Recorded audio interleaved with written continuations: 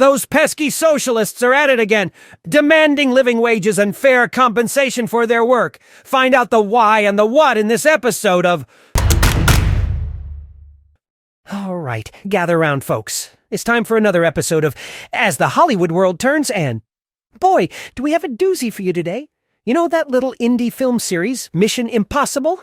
Yeah, the one where Tom Cruise, the ageless wonder, does his own stunts and runs like he's being chased by the ghost of his Top Gun youth. Well, it seems the 8th installment, Mission Impossible, Dead Reckoning Part 2, has hit a snag. And by snag, I mean a Writers Guild of America strike. It's like a bad episode of To the Twilight Zone, where Rod Serling forgot to write the ending. Now, the director, Christopher McQuarrie, is about as happy as a cat in a bathtub. He's been dealing with more delays than a 1980s sitcom dad trying to get his kids to school on time. First, it was the pandemic, which, let's be honest, was less Mission Impossible and more Mission Inconvenient. Now it's the writer's strike. McQuarrie's probably thinking, oh, what's next? A locust swarm? A Godzilla attack? A guacamole shortage at Chipotle's? He's described the situation as unrelenting. Like he's stuck in a never-ending loop of Groundhog Day, but without the charming presence of Bill Murray to lighten the mood. Despite all the drama, Mission Impossible, Dead Reckoning Part 1 is still set to hit theaters in July 2023. They wrapped up filming in April 2023. And McQuarrie celebrated on Instagram with a cryptic message that only those who were there would understand. It's like a secret club, but instead of decoder rings, they have overpriced craft services and on-set tantrums. Now let's talk about the man, the myth, the Scientology legend, Tom Cruise. After Top Gun Maverick raked in a cool $1.5 billion at the box office and was hailed as the savior of theaters, Cruise is reportedly miffed that Christopher Nolan's Oppenheimer is hogging all the IMAX screens. It's like a schoolyard fight over who gets to use the best swing, but with millions, or should I say billions of dollars at stake. Cruise's movie will only have a 9-day run in IMAX before Oppenheimer takes over, and he's not happy about it. He's been showing the upcoming Mission Impossible film to other exhibitors with premium large-format screens, trying to convince them to give his film a longer run. It's like a high-stakes version of Show and Tell, but with more explosions and less finger-painting.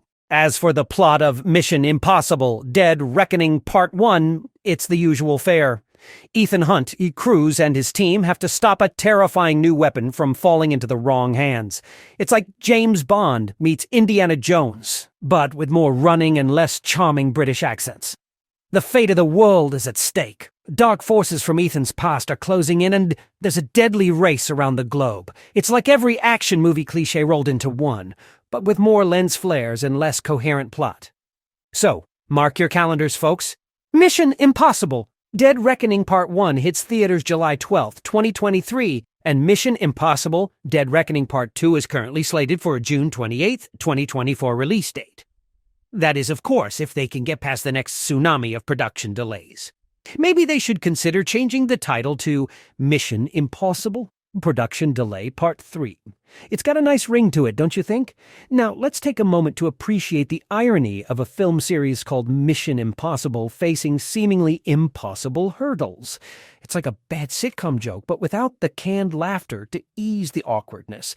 And speaking of bad sitcoms, the ongoing drama surrounding this film is starting to feel like a never-ending episode of Friends where Ross yells, "We were on a break?" Except, in this case, the break is a strike, and instead of Ross, we have a frustrated director and a miffed Tom Cruise. So there you have it, folks. The latest installment in the Mission Impossible saga is more like mission delayed indefinitely, but don't worry. I'm sure they'll eventually get it together. After all, as they say in showbiz, the show must go on. Or in this case, the over-budget, delay-ridden, drama-filled blockbuster must go on. And I, for one, can't wait to see what disaster befalls them next. Maybe a meteor strike, an alien invasion. As long as Chipotle's does not run out of guacamole and that oh-so-delicious corn salsa, I personally could give no shits. I have no shits to give. Aside from shitting on the next bloated and poorly conceived movie that comes out.